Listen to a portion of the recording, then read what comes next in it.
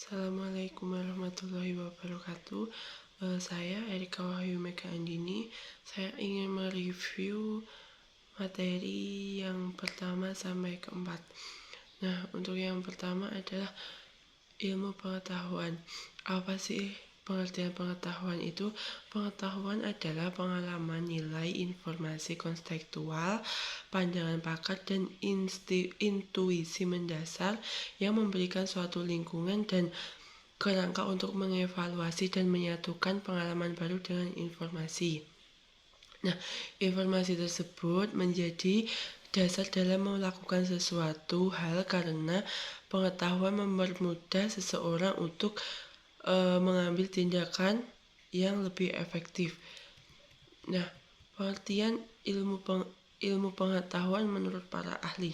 Menurut Muhammad Hatta, ilmu pengetahuan adalah pengetahuan atau studi yang teratur tentang pekerjaan hukum, sebab akibat dalam suatu hal kelompok masalah yang sifatnya sama baik dilihat dari kedudukannya maupun hubungannya.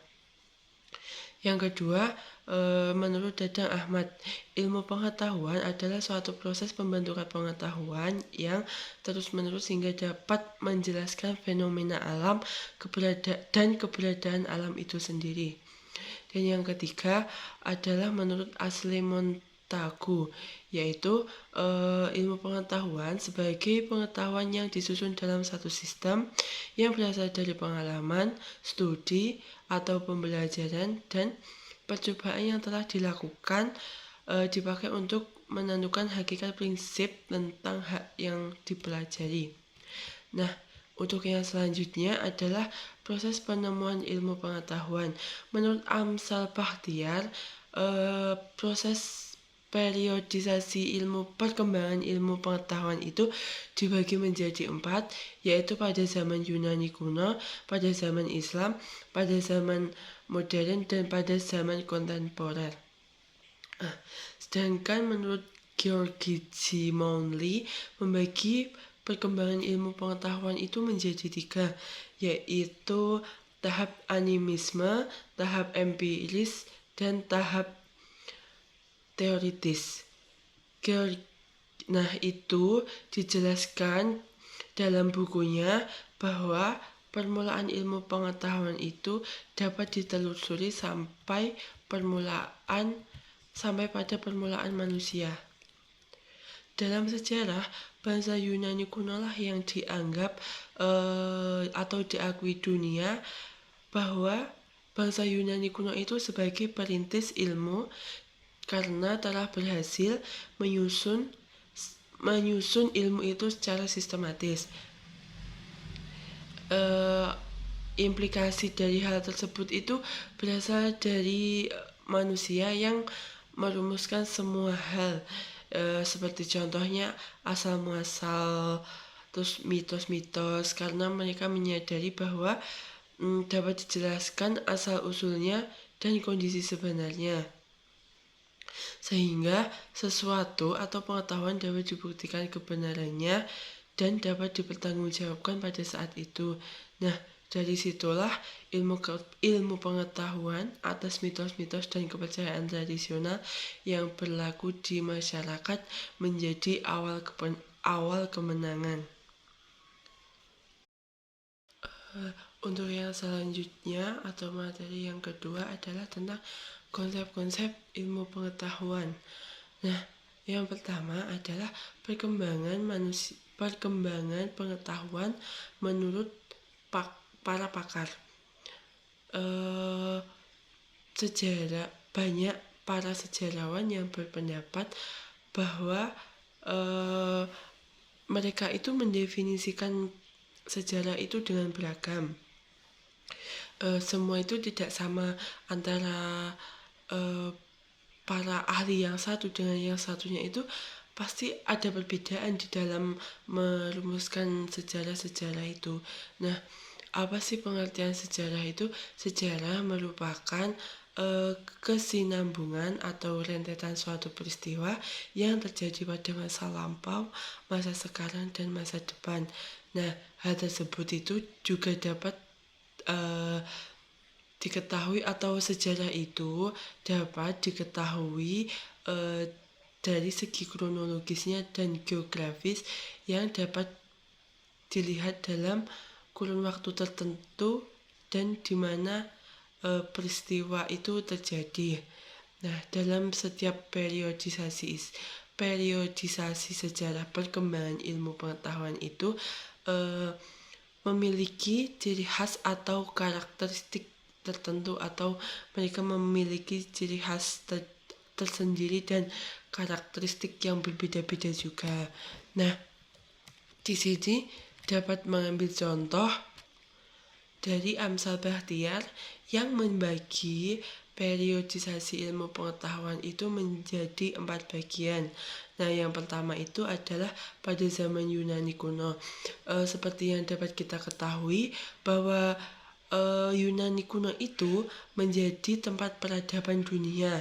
Jadi Yunani kuno itu juga sangat identik dengan filsafatnya yang merupakan induk dari semua ilmu pengetahuan. Jadi pada intinya itu ilmu filsafat itu merupakan pokok pikir dari semua para ilmu-ilmu itu. Nah, yang kedua adalah pada masa periode Islam. Pada zaman ini keilmuan dipengaruhi tidak terbantahkan bahwa Islam itu sesungguhnya merupakan ajaran yang sangat cinta terhadap ilmu pengetahuan. Menurut Harun Nasution, oleh persepsi tentang bagaimana tingginya kedudukan yang terdapat dalam Al-Quran dan hadis. Nah, seperti yang kita ketahui juga bahwa Islam itu mempunyai banyak sekali ajaran dan banyak sekali ilmu pengetahuan itu yang bersumber dari Al-Quran dan juga hadis. Di situ juga, di dalam Al-Quran itu juga dijelaskan beberapa tentang ilmu pengetahuan juga. Nah, untuk yang selanjutnya adalah masa Renaissance atau masa modern. Pada periode ini, perkembangan peradaban terletak pada ujung atau sesudah abad ke-8 sampai muncul abad modern. Abad ini merupakan era sejarah yang penuh dengan kemajuan dan perubahan yang mengandung arti bagi perkembangan ilmu pengetahuan. Nah, pada saat ini juga ilmu pengetahuan itu juga mulai berkembang. Mungkin ya bisa jadi dari satu ilmu itu berkembang menjadi banyak, seperti satu ilmu memiliki beberapa cabang ilmu lagi. Nah, untuk yang terakhir adalah periode kontemporer. Nah, periode atau abad kontemporer ini dimulai pada abad 20 Masehi sampai sekarang masih berlangsung. Nah, pada zaman kontemporer ini dapat ditandai dengan teknologi-teknologi yang canggih dan juga ilmu-ilmu pengetahuan yang sangat tajam dan mendalam. Nah, seperti yang sekarang ini banyak sekali teknologi-teknologi yang canggih, seperti adanya gadget atau HP, terus laptop, terus sepeda motor, mobil. Zaman dahulu itu para manusia itu berkomunikasi tidak dengan handphone ataupun dengan surat menyurat. Mungkin bisa jadi lewat telepati, terus kemudian lewat surat menyurat, terus setelah itu lewat email, terus mungkin baru ada handphone. Nah, dan untuk yang selanjutnya itu pada masa kontemporer itu kan juga bermunculan banyak kendaraan ya untuk memudahkan manusia, mempermudah pekerjaannya atau membantu pekerjaannya. Pada zaman dahulu itu mereka itu berjualannya itu dengan berjalan kaki. Kalau sekarang itu sangat dimudahkan sekali dengan adanya sepeda motor atau kendaraan roda 4. Sekian materi 2 dari saya. Untuk yang selanjutnya adalah materi ketiga tentang bentuk-bentuk penalaran ilmiah. Apa sih pengertian penalaran itu? Penalaran adalah proses berpikir yang bertolak dari pengamatan indera yang menghasilkan sejumlah konsep dan pengertian.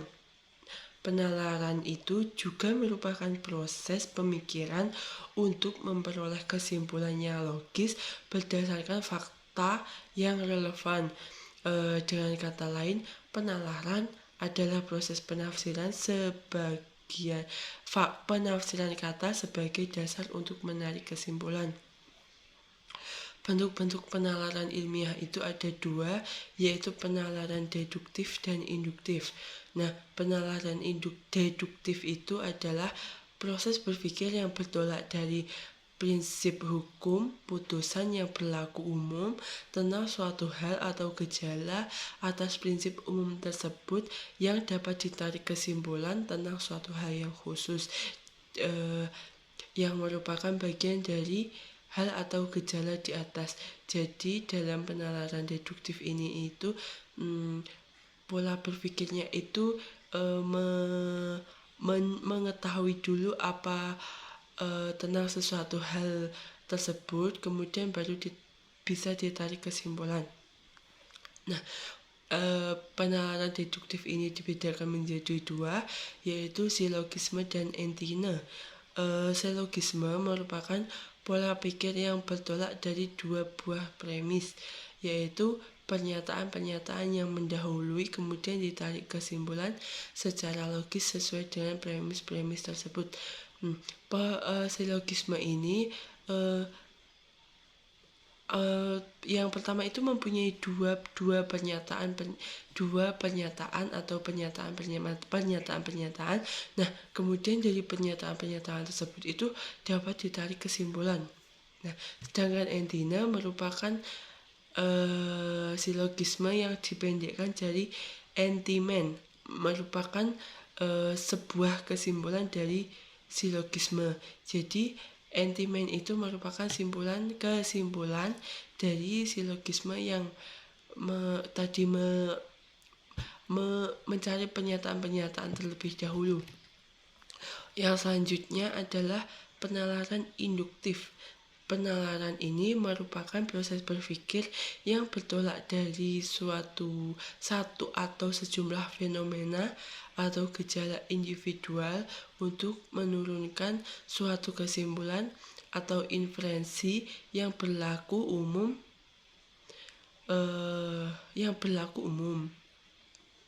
Proses induksi itu dapat dibedakan menjadi tiga, yaitu generalisasi, analogi, dan sebab akibat. Generalisasi merupakan proses berpikir berdasarkan pengamatan atas sejumlah gejala dengan sifat-sifat tertentu untuk menarik kesimpulan umum mengenai semua atau sebagian dari gejala tersebut. Jadi pada pemikiran penalaran yang ini atau proses generalisasi ini, yang pertama itu mereka berpikir dengan proses pengamatan terlebih dahulu, kemudian dengan menganalisa sejumlah gejala-gejala atau sifat-sifat untuk menarik kesimpulan. Nah, yang selanjutnya adalah analogi, merupakan suatu proses berpikir untuk menarik kesimpulan atau inferensi tentang kebenaran suatu gejala khusus berdasarkan beberapa gejala yang lain yang memiliki sifat-sifat atau ciri-ciri penting yang bersamaan. Yang ketiga adalah sebab akibat. Prinsip umum berdasarkan hubungan sebab akibat ini menyatakan bahwa semua peristiwa itu harus ada penyebabnya dan harus menyatakan itu. Jadi pada intinya itu ya harus ada sebab dan juga harus ada akibat. Nah, penalaran ilmiah secara logis dan analitis, proses berpikir yang terjadi pada saat menarik kesimpulan dari pernyataan-pernyataan yang diketahui benar atau dianggap benar biasanya disebut dengan penalaran atau reasoning. Proses berpikir logis dan sistematis ini berguna untuk membentuk dan mengevaluasi keyakinan kita terhadap suatu pernyataan. Yang kedua merupakan struktur penalaran itu sendiri terdiri dari masukan atau input, proses, dan juga keluaran atau output. Yang selain itu, penting bagi kita untuk mengetahui konsep dasar dari logika yang merupakan suatu cara untuk mendapatkan suatu pengetahuan dengan menggunakan pikiran dengan kata dan bahasa yang dilakukan juga secara sistematis. Pemahaman terkait logika tersebut mengindikasi bahwa berpikir atau menalar merupakan kegiatan akal budi manusia untuk mengolah pengetahuan yang kita terima melalui panca indera dan ditunjukkan untuk mencapai suatu kebenaran. Yang selanjutnya, logika juga dapat dipakai untuk menarik kesimpulan dari suatu proses berpikir berdasarkan cara tertentu, di mana proses berpikir ini merupakan penalaran untuk menghasilkan suatu ilmu pengetahuan. Terima kasih. Itu adalah materi yang ketiga. Untuk yang selanjutnya, materi keempat. Yang selanjutnya adalah jenis-jenis dari penalaran itu sendiri. Ada 7 jenis dari penalaran tersebut. Yang pertama adalah penalaran deduksi. Nah, pengertian dari penalaran deduksi itu sendiri adalah suatu penalaran yang menurunkan suatu kesimpulan sebagai keniscayaan dari pernyataan sebagai pangkal pikir dari suatu penalaran tersebut. Nah, pada intinya itu mau tidak mau ya harus seperti itu. Seperti contohnya semua mahasiswa adalah manusia. Denny adalah mahasiswa. Jadi, Denny adalah manusia. Seperti itu contohnya. Nah, yang kedua adalah penalaran induktif atau cara berpikir untuk menarik kesimpulan dari pengamatan terhadap hal-hal yang bersifat partikular ke dalam gejala-gejala yang bersifat umum atau universal. Nah, seperti itu. Ya, yang ketiga adalah penalaran alternatif. Nah, penalaran alternatif itu sendiri bisa kita simpulkan bahwa penalaran ini mengandung kesimpulan atau sebuah pilihan. Seperti contohnya, Dian berada di pasar atau di mall. Dian berada di pasar, maka Dian tidak ada di mall. Nah, seperti itu contohnya. Nah, yang selanjutnya yang keempat adalah penalaran hipotetik. Nah, pengertian dari penalaran hipotetik itu sendiri adalah merupakan suatu silogisme yang premisnya berupa pernyataan bersyarat. Jenis silogisme ini biasanya itu ditandai dengan kata jika atau bila. Bisa kita ambil contoh seperti jika hujan, saya tidak pergi ke kampus. Pagi ini hujan, jadi saya tidak pergi ke kampus. Nah, yang selanjutnya adalah penalaran kategoris atau penalaran yang premis-premis dan kesimpulannya itu berupa kesimpulan kategori. Yang keenam adalah silogisme disjungtif atau penalaran disjungtif. Nah, pengertian dari penalaran itu sendiri adalah silogisme yang mengandung dua pilihan atau dua kemungkinan. Bisa kita ambil contohnya itu seperti Nanda berada di pasar atau di sawah. Nanda berada di sawah, jadi Nanda tidak ada di pasar. Nah, seperti itu. Yang selanjutnya adalah silogisme atau penalaran entimen. Nah, pengertian dari penalaran entimen itu adalah pernyataan umum yang tidak terbantahkan. Jadi, kesimpulan dari sebuah penalaran itu ya sudah berada di kata itu sendiri. Contohnya seperti semua buku itu jatuh ke bawah. Iya kan, mana mungkin buku itu jatuh ke atas. Jadi Contohnya seperti itu. Sudah sekian dari saya, itu yang dapat saya jelaskan. Kurang lebihnya saya mohon maaf. Wassalamualaikum warahmatullahi wabarakatuh.